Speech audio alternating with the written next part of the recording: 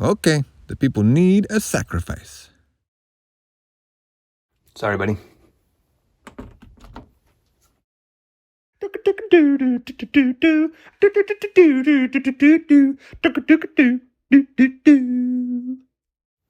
this teardown is going to be kind of fun, because I've been kind of busy and I haven't thought about this or like messed with this build for a long time. I don't really remember what all I did to it. I do remember that it's kind of scary, kind of like gross in there, so don't judge me. And also, like, if you have small kids, have them skip this one. This is a design. I 3D printed it. I think it's by Wormy, but I'll link it below. Printed it 2 centimeters wider to make room for the guts of a USB hub. And I just hollowed out everything on the inside, added the USB hub parts, the micro USB in. Then you can see here on the base, there's a lot of, it's kind of rough, that's all epoxy. So I set it all up with epoxy, and then I protected all of this area with Captain tape.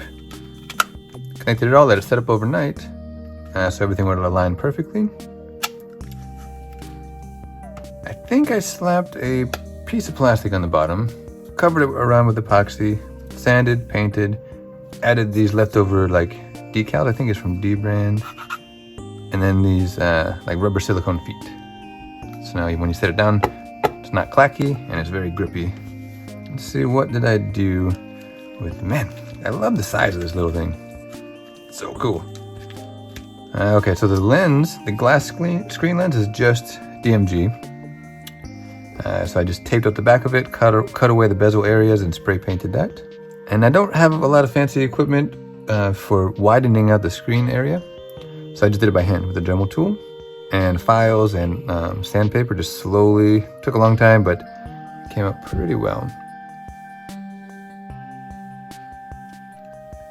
Let's see. These screws here, I couldn't use those. They needed the space inside. So Captain tape on the outside, a little bit of epoxy on the inside, and just remove the tape. This cartridge is 3D printed, and I cut it up a lot to make room for the components inside and to kind of like open up the inside to help it to breathe more. And it's just double-sided tape that's stuck on here.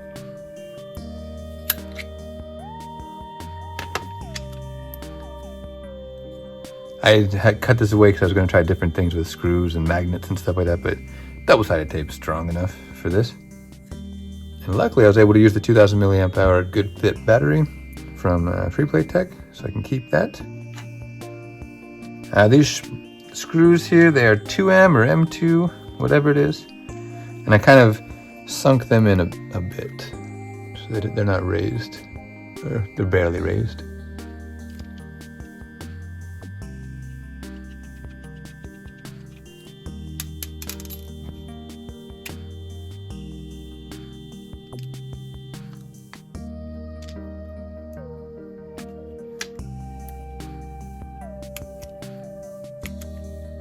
Okay, this was just to block light leaking out of the side.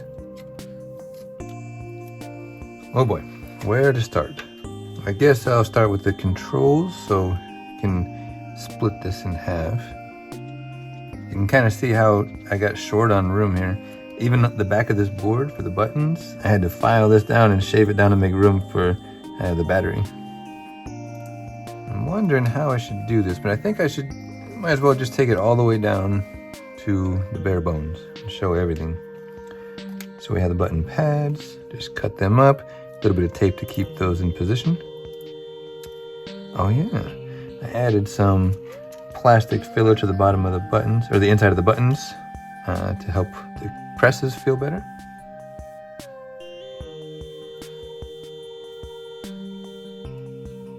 The start and select button, I guess they weren't registering well enough without having a little bit of copper tape in there. I don't remember doing that. I know it's pretty hard to have space for the PSP sliders, analog sticks. So I had to do a lot of cutting around these pads here.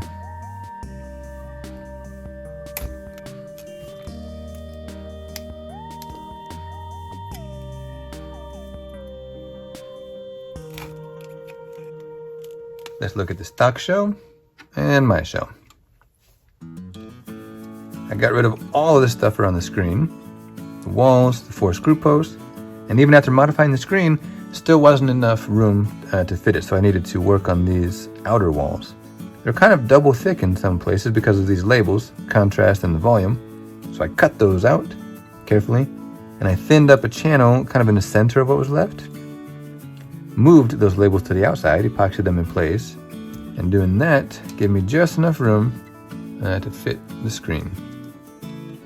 And I'm glad it turned out the way that it did, because I wanted to do it in a way that didn't draw attention to them having been changed. I didn't want to make it noticeable. It looks like I changed the power slider wall. I'm not sure why, we can look at that in a minute. And then these posts are I think these are called inserts, the inserts for the M2 screws. I made those out of the metal guide in the rear shelf for the cartridge. Just cut these off, and then I fit the inserts into them, epoxied them in place, and then epoxied the new brackets in place. I also fit the other 2 inserts down here. This one is raised a bit so the speaker can go underneath it.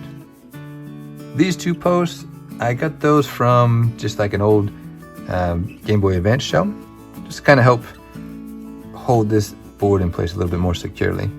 So now I think I have 6 screws for it, and it feels really solid.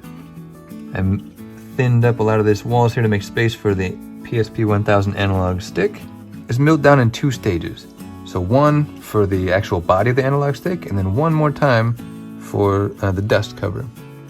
So there's enough space for this to move freely. The last thing you want on an analog stick is to feel any kind of friction. It's gonna be gross and it's gonna ruin everything. Another thing is these the button well guides. I made those from the battery bay. I had cut this off and I had this extra material just laying around. So it's rounded, and I just cut out the pieces and filed them down to size and stuck them in place with epoxy.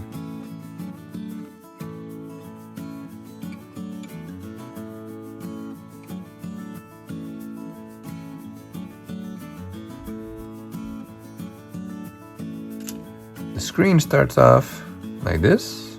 We have plastic all around, and there's usually some extra plastic on this side that sticks out a bit. I've already cut that off of this one.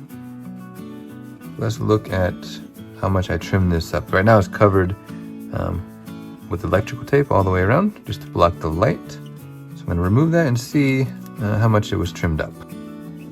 So it looks pretty much the same, except a tiny bit more on both sides taken off. All of the white plastic on this side. If I remember right, I bent the metal backing. I bent it up a bit just to still protect it.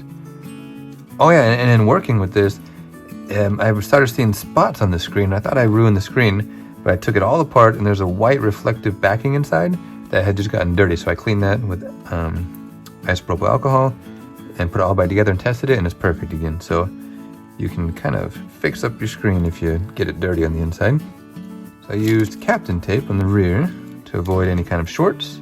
Then I added this ribbon cable as an extension to help me turn the screen 90 degrees. Because normally it sits on the board like this. With the extension, it sits like this. But it was kind of hard to do this. I had never used solder paste before, and I was guessing that it would work. I just taped this ribbon cable down to this work area. Then I taped the other one. I applied the solder paste to the pins, and I tried to clean it up with, I think it was a toothpick, as best I could. It took a while and it was messy. And it was just like fail after fail after fail of just destroying these ribbon cables. And I just kept trying different things, different heat and different application time and stuff like that.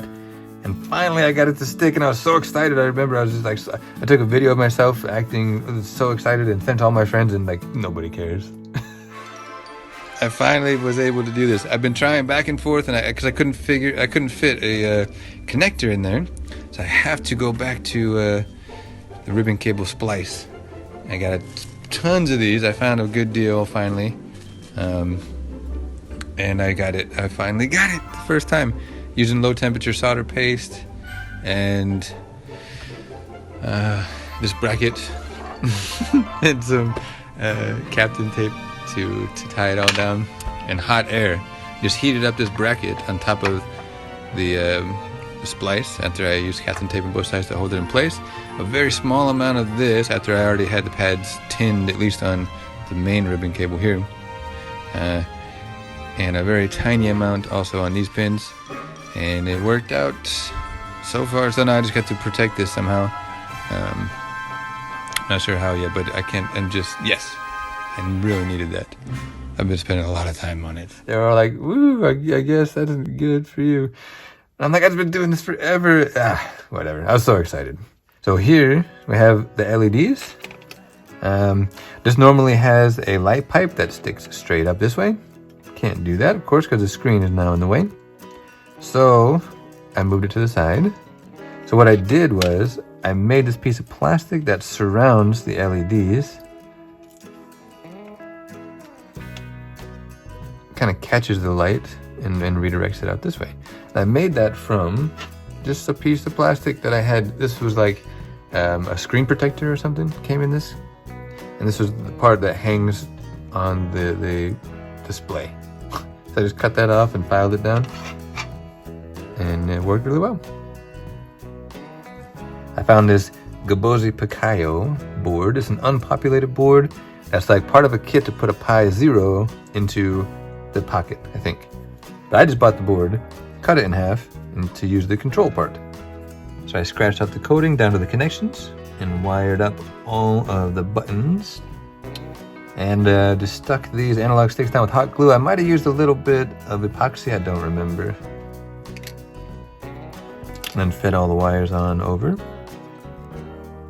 I'm using a soft tack switch for the power. And that's wired directly to the power slider on the back side of the board, right here. And I added this switch. I wired that to the kill switch so it'll toggle it and simulate a battery pull. And I think it depends on which iteration of the board you have, whether or not it's safe to do that for a long time. Not exactly sure. In this case, I will turn it off. But here you can see when you press the switch over, we activate the power. And when we press it the other way, we have a battery pull. We turn it on this way, and a battery pull. So I'm going to leave it off for now.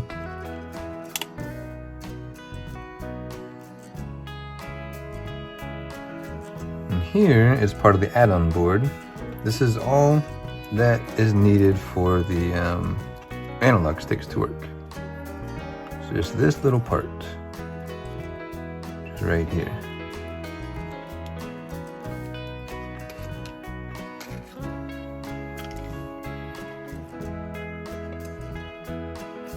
So I just keep, what is it, 44 and 45, I think? With 3 volts supplied from the back behind the module. I think that's where it came from, I'll check in a minute. And then the ground, and then the access connections here.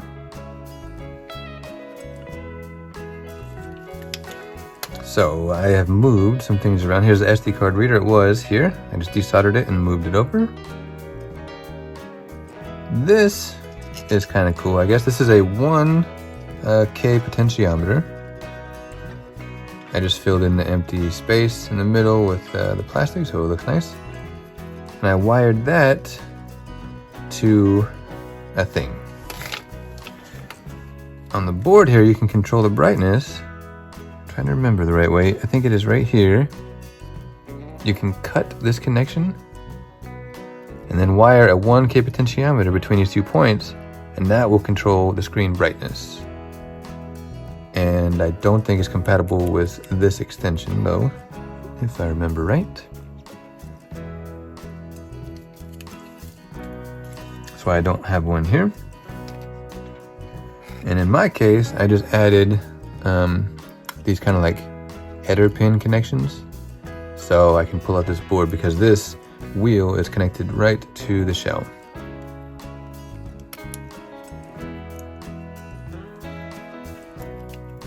I have the original volume potentiometer. I just wired that from its original spot on up here. And just a lot of relocating things. So the power input, I moved it to here. And I just created this mess of like just out of like perf board, just building up the height to rest these on. Epoxied them all in place, so it's really strong.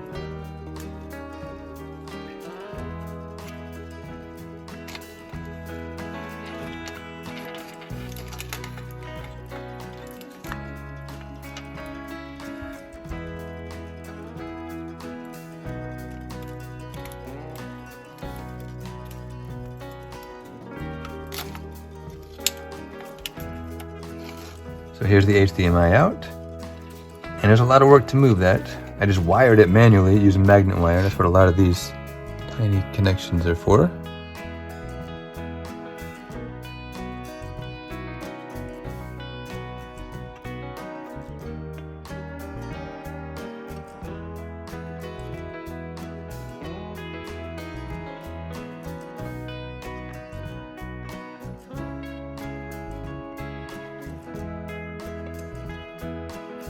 They go around to the HDMI connection, and I epoxied it to the board. I did that. That's one of the first things I had done, and it turned out to be kind of a bad idea. Not as exactly, but one of the things is, you might notice this is a CM3 and not the CM3 Plus. I had the CM3 Plus in here throughout the whole time I was making this. Everything's fine. It's great. I had to do some modifications to it to move some capacitors around to make room for different things. And when it came time to do the analog sticks, they couldn't get them to work. So I thought that I had destroyed the analog digital converter part of the add-on board whenever I chopped it up. It's not the case. After a lot of troubleshooting, it turns out you just can't like cut away big parts of boards and expect everything to work all the time. So this being cut down this much to make room for the HDMI out ruins the analog stuff that's going on inside here. Although everything else seems to work fine. I ruined 2 CM3 Pluses to figure this out. And then I tried it on the CM3, just staying a little bit higher with the cut, and it's just fine. So I was gonna do it again for this with a CM3 Plus, but I was like, yeah, it's fine. So here we can see the wiring come across for the kill switch and the power slider. This wiring is, I don't know, troubleshooting for something that doesn't matter. This might be one of the shoulder buttons, if I remember right. And 3.3 volts, I believe, is right under here. There's a little pad just like this 5-volt one. And that's what's powering the ADC add-on board for the analog sticks. And this magnet here, this is what makes contact with the little metal piece on the door for the shoulder buttons right in the center. And that's what holds it closed. So onto the rear shell, and almost done. So you can see it's too short to fit the board. And whenever I first had this idea, I emailed the guys at Freeplay Tech, and I asked them if they think the board might survive if I try to trim the sides. And they got back to me and they said they think it could, maybe, probably, might, something like that. So I said, I'm doing it, I'm trying. And I sent them a picture of my idea, and they were like, we were not expecting that. So I trimmed up as much as I could here on the sides, and then lucky it worked out. It's too bad. If I had some more wires in here, it might make it even more difficult to see, but this is all I have for now. I did a lot of work to thin up this wall, this one, and knock it down a bit. In this area here, it was curved to match the curve of the outer shell, so I flattened that out. Let's see, I added these walls and this peg that goes through a hole in the board, and that really holds the board securely, so whenever you're using the ports and things, it's just solid. You don't feel the board moving at all. So that's pretty necessary. A lot of little tweaks to the ports on the outside. And then last, the shoulder buttons. My original idea was no good. I wanted to use a piece of triangular plastic on each side of the door to lock it open and lock it closed. There's not enough room. I couldn't even find room for the capacitors in the CM3, CM3 Plus. So I had to move those up. So what I ended up doing was I used this piece of metal, And I created an arm on each side of the door. At the bottom of the arm, there's a magnet. It's 2x6 millimeter neodymium magnet, I believe. Pretty strong. So when the door is open, those magnets contact the back of this plate and it holds it open. When it's closed, those are pulled away from the metal, and then this metal is contacting this magnet on the back of the socket. Holds the door closed. It works pretty well.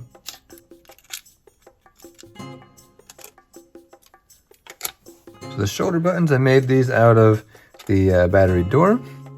So I think I turned it upside down and then added another section here to the button to press to open the door. The black button part, that is the trim from a Game Boy Advance. This is the trim that goes on the side. So I just cut that up and filed it down. And this is composed of a couple layers, actually 3 layers. We have the battery door, that's the bottom. On top of that, we have this sort of like ridged plastic that's shaped to go around these buttons. The buttons are also on top of that bottom layer, kind of worked into this ridged section. These plastic L's that are epoxied to the buttons, kind of like plungers, those are also on the bottom layer. So all that stuff's on the bottom layer. It's just all wrapped around each other and worked into each other. Then on top of those, we have this one piece of plastic here that goes across the top of those flat L plungers, locking them in place. All locked into place with epoxy. These are all trimmed up as much as possible. Like fractions of millimeter probably are important in this. I think that should just about cover it. I told you it was messy in there. I don't know when or if or when I'll put this back together. If I do, I'll probably upgrade to the CM3 Plus now that I know to be more careful with the corner notch modification. But yeah, I guess that's about it. So thanks for watching, and let me know if I forgot anything.